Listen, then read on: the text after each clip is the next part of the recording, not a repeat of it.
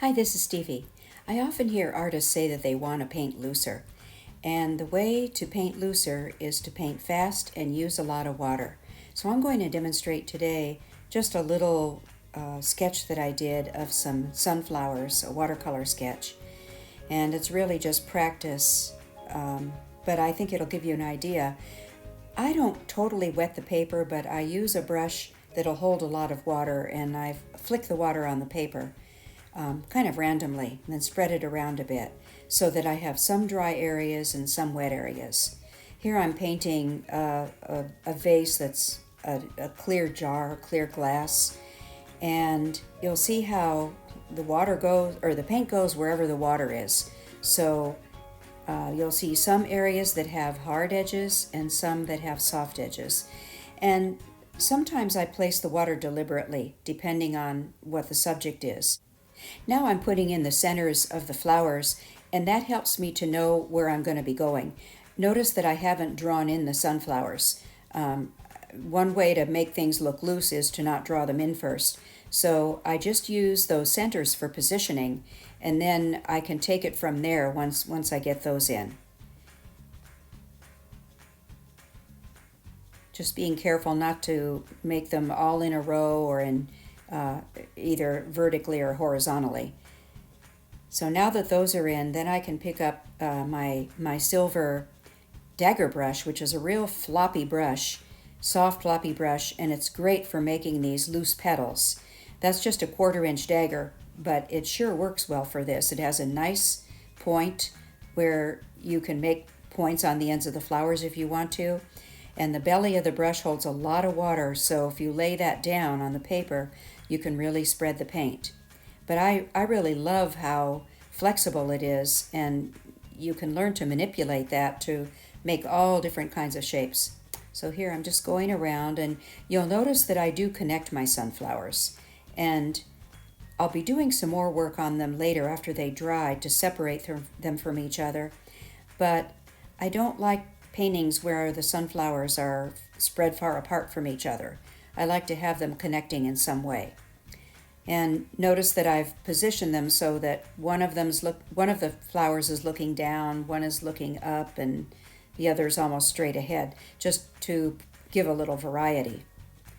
And you can see how much water is on the paper. It's not everywhere on the paper, but I do work with a lot of water, and as the paper dries up, I add more water to the paper. Now I'm just adding in the stems, being careful to use some of that yellow sunflower color in the stems as well, just to place that yellow color around the painting. And I just loosely put in the stems. I'm not that careful. I don't count the number of flowers and then do the same number of stems. I just loosely get some color in there. And then at the bottom of this vase, I indicate some green areas that might be some leaves that have fallen off the flowers, or just some foliage sitting there. And just going back, reinforcing the color of the vase. The vase color is Antwerp blue, which is a really nice blue. It has a lot of green in it, but I really like that color, and I use it quite often. I really didn't use very many colors in this painting, just the yellow, the transparent burnt orange for the centers of the flowers, and Antwerp blue. Oh, and I think I used a little bit of green gold as well on the leaves. There I'm just flecking in more color. More water, just to keep the paper wet. It's a small surface, and I live in Arizona, so it dries fast. And when I apply the green, notice that I'm not really making leaf shapes. I'm suggesting that there are leaves there, but they are not outlined leaves. I'll demonstrate later how I suggest some leaves. But what I really want to do is get some darker color up next close to those petals, and then lighter color as I move away from them. So you'll see that I've got some of the green gold further away from the petal, but the darker green color is up right toward close to the petal. Notice the other thing I want you to notice is how I don't get right up to the edge of the petal all the time. I leave some white in between the green and the yellow color. And when I'm finished and you step back, you'll see that makes those flowers almost glow. It really makes a nice highlight around the flowers. And the other thing is, as I apply that green color, I apply the color up close to the flower, and then I use the belly of my brush with quite a bit of water on it to pull that color out. So that's how I get the lighter color out toward the edges. That's really not paint. I pull out, I clean my brush, wet it, and pull that color out toward the edges of the paper. And there's a good demonstration of that. And if you learn to lay your brush down and use the belly of the brush, you can cover a lot of area that way, but you can also manipulate that background a lot more. And that's just something you could practice on your own. Here, see how I get in there up close to the flower with a little bit darker color, but then and there I purposely wanted to get some color in that area. But notice how much water I'm using to spread that color and move it out away from those darker edges.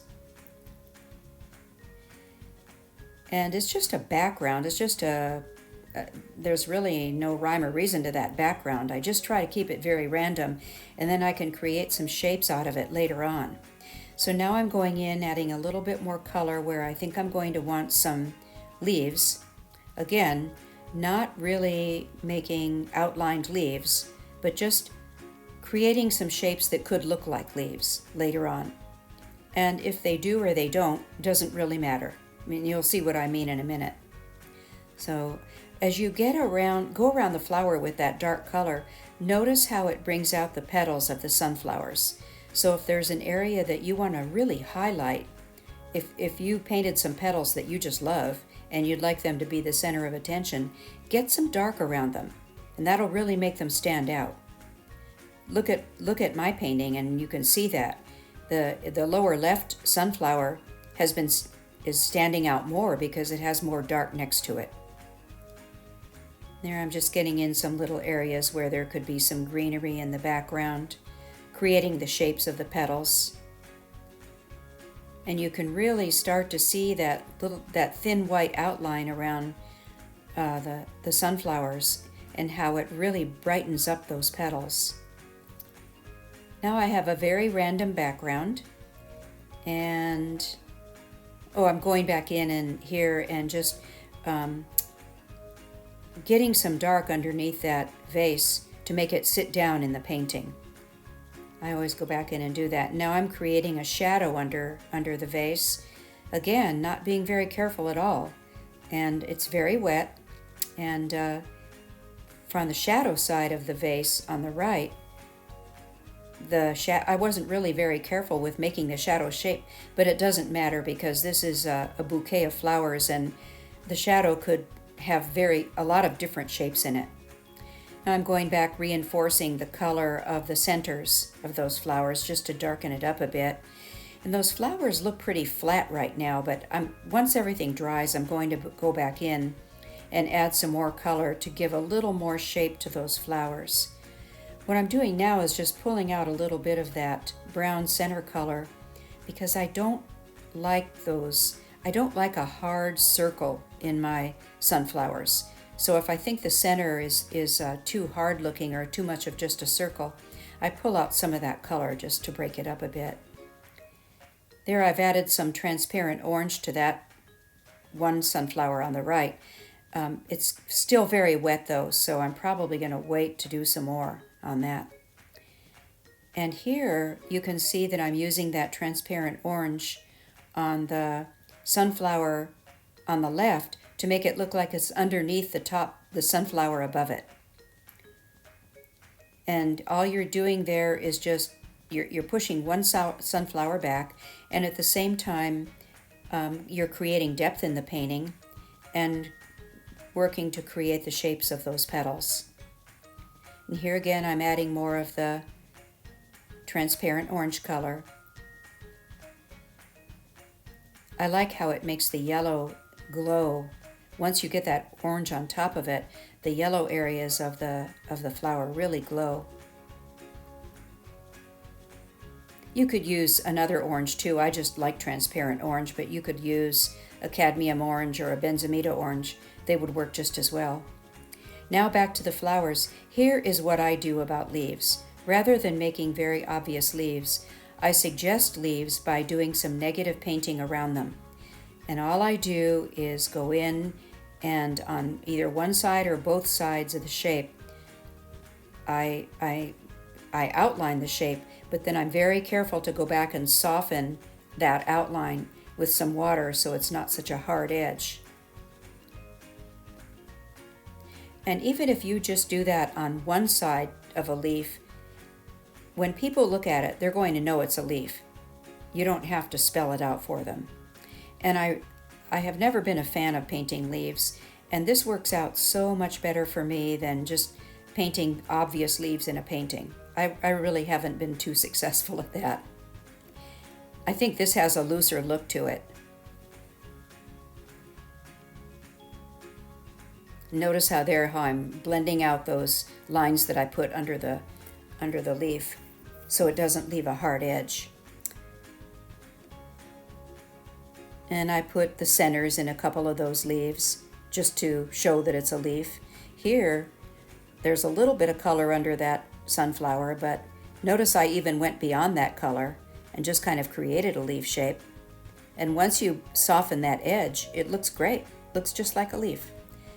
To me, that's a lot easier than painting deliberate leaves.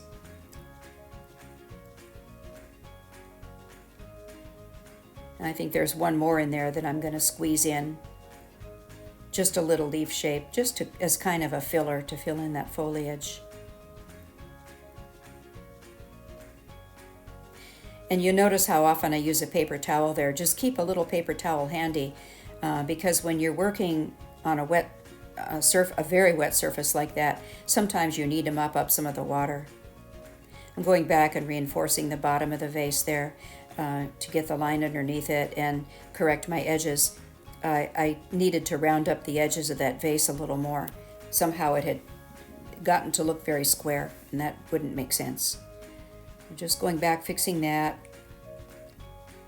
reinforcing my shadows.